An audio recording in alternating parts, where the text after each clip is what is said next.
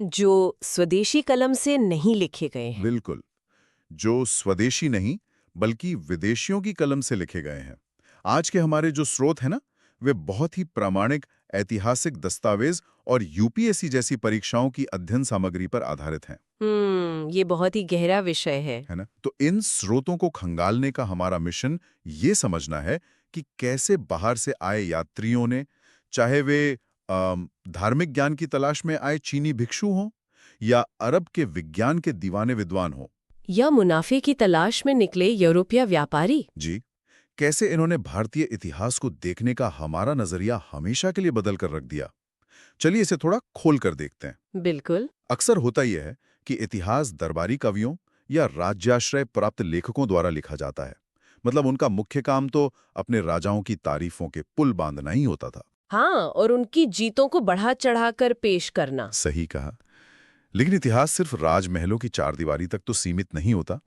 असली कहानी उन बाहरी लोगों की डायरियों से भी बनती है, जिन्होंने हमारी सड़कों, बाजारों या आम जनता के रोजमर्रा के जीवन को बिल्कुल एक फ्रेश नजरिए से देखा। यहाँ जो बात सबसे आकर्षक है वो ये है कि इन विदेशी यात्रियों के वृत्तांतों के बिना भारतीय इतिहास की हमारी समझ वास्तव में बहुत अधूरी होती। कैसे? अगर हम दरबारी इतिहासकारों की बात करें तो उनके लिए बाजार में सब्जियों के भाव क्या हैं, किसान कैसे रहते हैं या रोजमर्रा की प्रशासनिक व्यवस्था कैसे काम करती है, ये सब इतनी आम बातें थीं कि उन्हें दर्ज करना वे जरूरी ही नहीं समझते थे। हाँ, उनके लिए तो ये नॉर्मल था। बिल्कुल। या फिर वे उन सामाजिक सच्चाइयों को नजरअंदाज कर देते थे जो उनके राजा की छवि के लिए ठीक नहीं थीं। लेकिन जब कोई बाहरी व्यक्ति किसी नई सभ्यता में कदम रखता है, तो उसके लिए सब कुछ नया होता है। एकदम सही। उसके लिए हर छोटी से छोटी चीज नई, अनोखी और अपनी डायरी में लिखने लायक होती है। इन यात्रियों ने एक तुलनात्मक दृष्टि से भारत को देखा। उन्होंने कर व्यवस्था, सामाजिक प्रथाओं और यहाँ तक कि सती जैसी संवेदनशील परंपराओं का जो विवरण दिया, वो आज के इतिहासकारों के लिए उस दौर को दोबारा जिंदा करने का एक मजबूत उपकरण है। ये सचमुच श्रोताओं के लिए एक आहा पल होगा। मतलब हम अपने ही इतिहास को समझने के लिए उन लोगों के नोट्स पढ़ रहे हैं जो यहाँ सिर्फ घूमने या व्यापार करने आए थे। जी, यही इतिहास की विडंबना है और खूबसूरती भी। तो अगर हम प्राचीन काल से शुरुआत करें तो सबसे पहला और सबसे भारी नाम अनमेगस्थनीज का आता है। मेगस्थनीज। स्रोत बताते हैं कि सल्यूकस निकेटर का ये यूनानी राजदूत जब मौर्य दरबार में पाटलिपुत्र पहुंचा तो उसकी आंखें फटी की फटी रह गईं। हाँ, उसने इंडिका लिखी थी। बिल्कुल। अपनी किताब इंडिका में उसने पाटलिपुत्र की भव्यता को उस समय की दुनिया के सबसे महान शहरों के बराबर खड़ा कर दिया। और मुझे जो बात सबसे हैरान करती है वो ये है कि उसने सिर्फ महलों की बात नहीं की। उसने प्रशासन को भी बहुत बारीकी से देखा था। हाँ, मौर्य प्रशासन की उस जटिल नौकरशाही और उनकी जासूसी व्यवस्था का जिक्र किया, जो बिल्कुल आज के किसी आधुनिक खुफिया विभाग की तरह काम करती थी।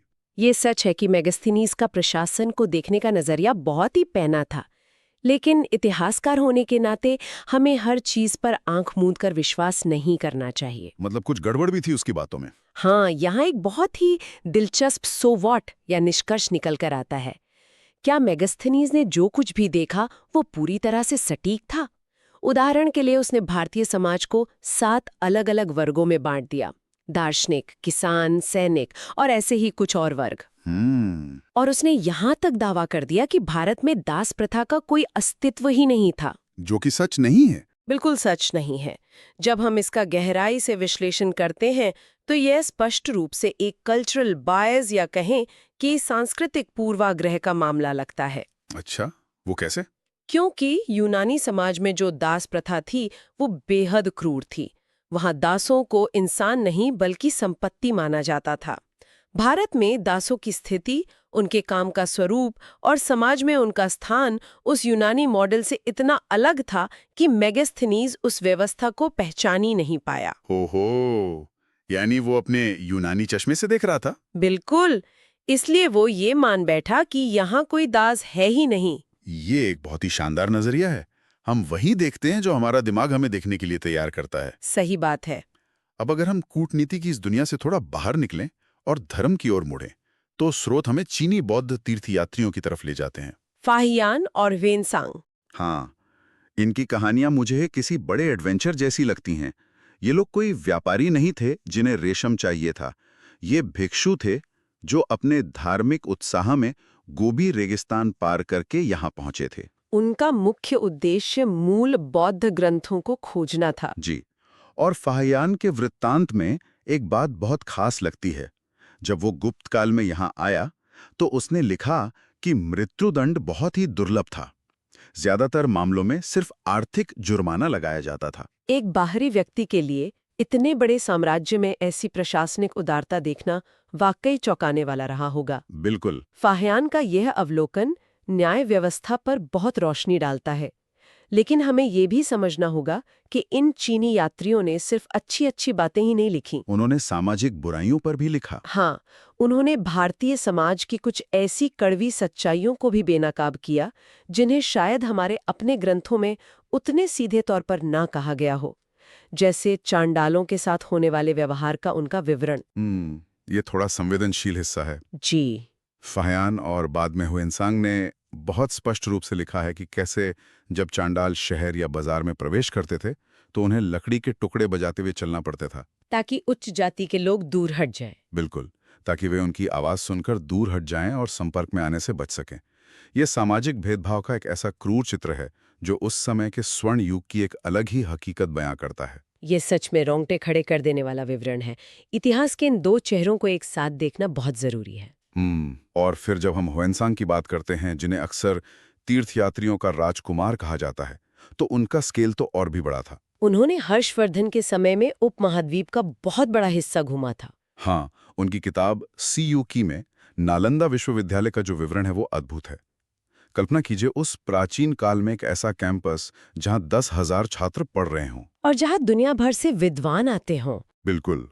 और जहां प्रवेश पाना इतना मुश्किल हो कि ज्यादातर लोग एंट्रेंस टेस्ट में ही फेल हो जाते हों। हुएनसांग का नालंदा का विवरण हमें बताता है कि वो सिर्फ एक मठ नहीं बल्कि एक असली अर्थों में ग्लोबल यूनिवर्सिटी थी। बिल्कुल सही। और इन चीनी भिक्षुओं के जाने के बाद अगर हम मध्यकालीन भारत की ओर बढ़ें तो यात्रियों की एक बिल्कुल नई श्रेणी भारत आने लगी। अरब और फारसी दुनिया के विद्वान। जी, इनकी प्रेरणा सिर्फ धर्म नहीं थी बल्कि बौद्धिक जिज्ञासा, विज्ञान, खगोल शास्त्र और भूगोल थी। इन्होंने भारत को एक बिल्कुल नए सांचे में रखकर देखना शुरू किया। यहाँ एक और दिलचस्प मोड़ आता है। 11वीं सदी में जब महमूद गजनवी के आक्रमण हो रहे थे, उसी की सेना के साथ एक ऐसा शख्स भारत आया जिसका इरादा लूटपाट करना नहीं था। अल-बरूनी। हाँ, अल-बरूनी, एक गजब का गणितज्ञ और वैज्ञानिक। मुझे ये बात बहुत फैसिनेटिंग लगती है कि कोई व्यक्ति एक आक्रमणकारी के खेमे से आए लेकिन इस देश की संस्कृति में इतनी गहराई तक उतर जाए। उसने बाकायदा सालों लगाकर संस्कृत भाषा सीखी थी ताकि वो उपनिषदों और भारतीय विज्ञान को सीधे उनके मूल रूप में पढ़ सके। उसकी किताब किताबुल हिंद तो जैसे उस दौर का एक एनसाइक्लोपीडिया है। अल-बरूनी की सबसे बड़ी खूबी उसकी ऑब्जेक्टिविटी या वस्तुनिष्ठता थी। वो किसी बात को सिर्फ इसलिए नहीं लिखता था कि उसने कहीं सुनी थी, वो प्रमाण खोजता था, एक सच्चे वैज्ञानिक की तरह। बिल्कुल। उसने भारतीय ज्ञान प्रणालियों, युगों के सिद्धांत और वजन मापने के तरीकों का बहुत ही वैज्ञानिक तरीके से अध्ययन किया। लेकिन उसकी ये वस्तुनिष्ठता एक और रूप में भी सामने आती है। कैसे? वो सिर्फ तारीफ नहीं करता था, वो तीखी आलोचना भी करता था। उसने अपनी किताब में बहुत स्पष्ट रूप से लिखा है कि भारतीय विद्वानों का स्वभाव बहुत ही इंसुलर हो गया है। मतलब वो दुनिया से कट गए थे? हाँ, उसका मानना था कि भारतीय ये सोचने लगे हैं कि उनके जैसा ज्ञान दुनिया में कहीं और नहीं है, जिसके कारण वे विदेशी विचारों को अपनाने से कतराने लगे हैं। ये उस दौर के समाज के ठहराव की तरफ सीधा इशारा है। और बेबाकी की बात करें तो 14वीं सदी के इब्न बतूता का जिक्र तो होना ही चाहिए। इब्न बतूता का सफर तो बहुत ही अद्भुत था। मुझे हमेशा से उसकी कहानी बड़ी सिनेमैटिक लगती है। मोरक्को से एक आदमी दुनिया घूमने निकलता है और जब वो मोहम्मद बिन तुगलक के दरबार में दिल्ली पहुंचता है तो सुल्तान उसे सीधे दिल्ली का काजी ही बना देता है। ये उस समय की एक बड़ी खासियत थी कि काबिल लोगों को दुनिया के किसी भी कोने से आकर ऊंचे पद मिल जाते थे। और उसकी किताब रेहला पढ़ते हुए लगता है जैसे कोई आज का ट्रैवल ब्लॉगर अपनी ट्रिप लिख रहा हो। सही कहा। इब्न बतूता उन चीजों को देखकर सबसे ज्यादा हैरान होता था जो हमारे लिए बिल्कुल आम थी। जैसे उसने नारियल को देखकर लिखा कि ये इंसान के सिर जैसा दिखता है। और पान के बारे में भी। हाँ, भारतीयों को लाल रंग का पान चबाते देखकर तो वो पूरी तरह चकित रह गया था। इब्न बतूता की यही बात उसे बाकी लोगों से अलग बनाती है। वो मजेदार किस्से सुनाता है, लेकिन हमें ये नहीं भूलना चाहिए कि वो सिर्फ एक पर्यटक नहीं था, वो एक बहुत ही सूक्ष्म पर्यवेक्षक भी था। प्रशासन को लेकर उसके नोट्स बहुत काम के हैं। बहुत ज्यादा। इसका सबसे शानदार उदाहरण है तुगलक काल की डाक व्यवस्था या पोस्टल सिस्टम।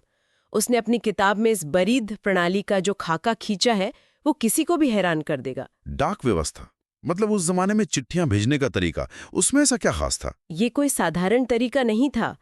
इब्न बतूता बताता है कि ये संचार प्रणाली अविश्वसनीय रूप से तेज थी। इसके 2 हिस्से थे, एक उलाक जो घोड़ों के जरिए काम करती थी और दूसरी दावा जो पैदल दौड़ने वाले हरकारों की व्यवस्था थी। पैदल दौड़ने वाले? हाँ, कल्पना कीजिए हर कुछ मील की दूरी पर एक पोस्ट बनी है, एक आदमी जिसके हाथ में एक छड़ी है जिस पर घंटियां बंधी हैं, वो पूरी ताकत से दौड़ता है। तो घंटियों की आवाज सुनकर अगली पोस्ट का आदमी तैयार हो जाता होगा? बिल्कुल।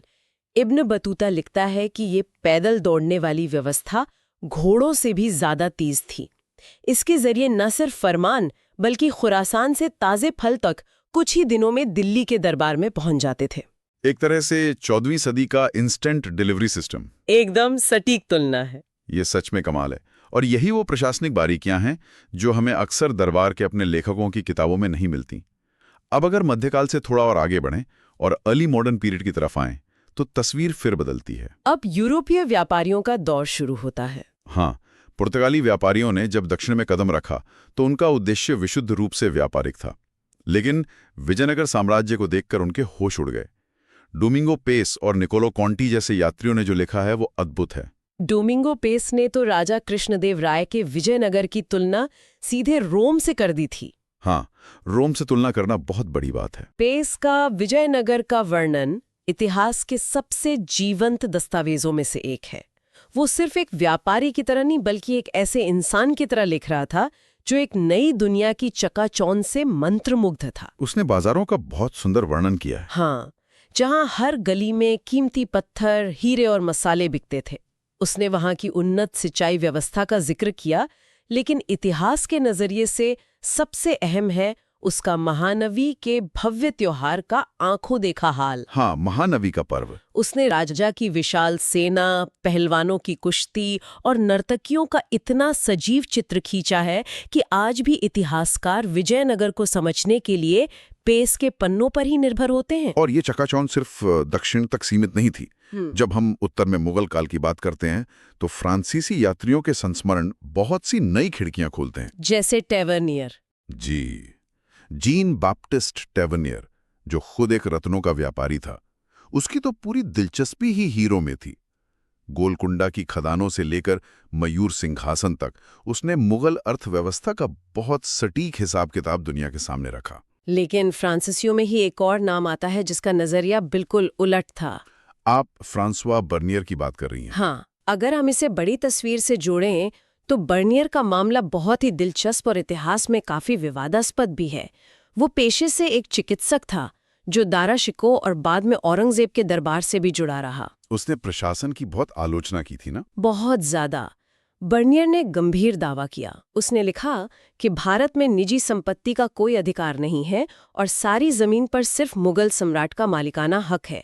उसने भारत को एक ऐसा देश करार दिया जहां अमीरी के बीच भयानक गरीबी है। ये तो बहुत ही भारी क्लेम था। उसका तर्क था कि चूंकि जमीन किसानों की अपनी नहीं थी, इसलिए वे इसमें कोई सुधार नहीं करते थे और साम्राज्य धीरे धीरे बर्बाद हो रहा था। और स्रोतों से हमें पता चलता है कि बर्नियर की इसी किताब ने यूरोप में जाकर एक बहुत बड़े राजनीतिक विचार को जन्म दिया, जिसे पश्चिमी विचारक ओरिएंटल डेस्पोटिज्म या पूर्वी निरंकुशता कहते हैं।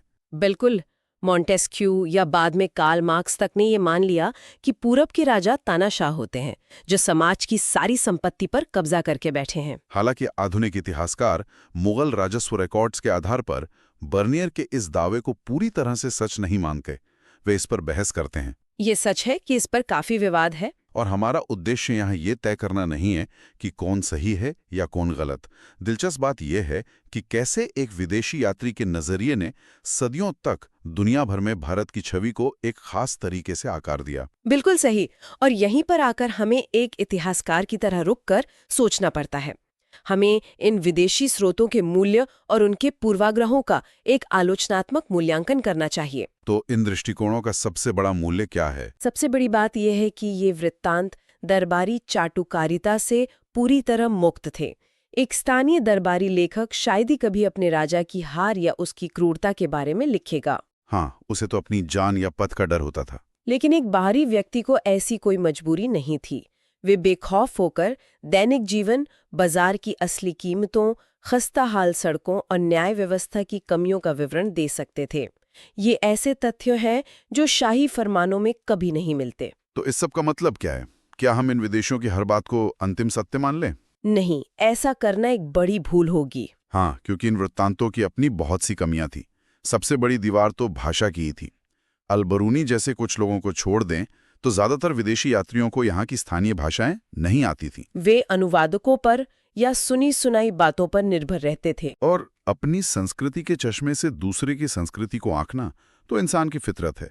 जैसे हमने मेगास्थनीज के मामले में देखा, जो चीजें वे नहीं समझ पाए उसे उन्होंने या तो गलत तरीके से पेश किया या उसे अजीबोगरीब बता दिया। अपने देश वापस जाकर इम्प्रेस करने के लिए। बिल्कुल। जब ये यात्री सालों बाद लौटते थे तो उन्हें अपने राजाओं को प्रभावित करना होता था। वे खुद को एक साहसी व्यक्ति के रूप में पेश करना चाहते थे। इसलिए कई बार वे भारतीय सेनाओं की गिनती या दरबार की दौलत को इतना बढ़ा चढ़ाकर बताते थे कि वो सच से बहुत दूर चला जाता था। ये एक बहुत ही वैलिड पॉइंट है। इसलिए जब हम इतिहास का पुनर्निर्माण करते हैं तो ये डायरियां एक बहुत ही जटिल टूल बन जाती हैं। इन्हें पुरातात्विक साक्ष्यों, सिक्कों और स्थानीय साहित्य के साथ मिलाकर ही एक संतुलित तस्वीर बनाई जा सकती है। यह एक बहुत ही खूबसूरत तरीके से समेटी गई बात है। तो इस पूरी चर्चा को देखते हुए हम कह सकते हैं कि यह सारा ज्ञान श्रोताओं के लिए अतीत को समझने का एक वास्तविक शॉर्टकट है। इतिहास केवल उन पुराने खंडरों में या महलों की दीवारों पर ही नहीं लिखा है। ये तो दुनिया भर से आए उन घुमक्कड़ों की फटी पुरानी डायरियों में भी सांस ले रहा है, जिन्होंने भारत को एक बहुत ही अचरज भरी नजर से देखा था। निसंदेह यह हमें सिखाता है कि किसी भी बड़ी सभ्यता को पूरी तरह से समझने के लिए हमें ये देखना ही पड़ता है कि हम खुद को कैसे देखते हैं और दुनिया हमें कैसे देखती है। इन दोनों के बीच के तनाव से ही असली इतिहास बाहर आता है। बिल्कुल। और अब इस डीप डाइव को खत्म करने से पहले श्रोताओं के सोचने के लिए एक नया और एकदम चौंकाने वाला तथ्य छोड़ते हैं। अल इदरीसी के बारे में। जी, 12वीं सदी के एक अरब और सिसिलियन भूगोलवेत्ता थे अल इदरीसी। उन्होंने उस समय के मध्ययुगीन काल का सबसे उन्नत और सटीक विश्व मानचित्र बनाया था, जो कि उस जमाने के हिसाब से बहुत बड़ी उपलब्धि थी। बहुत बड़ी। उस मैप में उन्होंने भारतीय व्यापार मार्गों, पश्चिमी तट के बंदरगाहों और यहाँ तक कि यहाँ से निर्यात होने वाली वस्तुओं का इतना विस्तार से विवरण दिया कि लोग हैरान रह गए। लेकिन इसमें सबसे बड़ा ट्विस्ट क्या है?